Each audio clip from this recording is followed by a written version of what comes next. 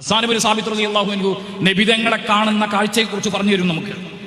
നബിതങ്ങൾ ആരാണ്? നബിതങ്ങൾ ചന്ദ്രനാണ്? അല്ല.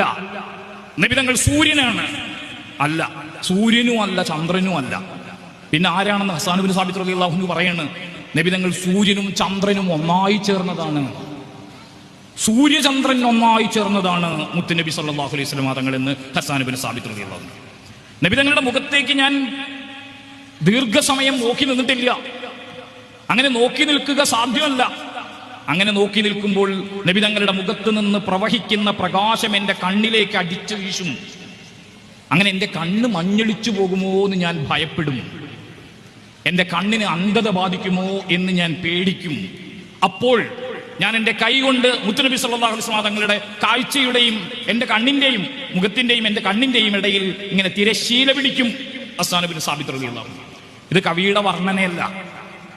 നബിതങ്ങളുടെ ശരീരത്തെക്കുറിച്ച്, നെറ്റിയെക്കുറിച്ച് ഹസ്സാൻ ഇബ്നു സാബിത്ത് റളിയല്ലാഹു അൻഹു പറയുന്നുണ്ട്.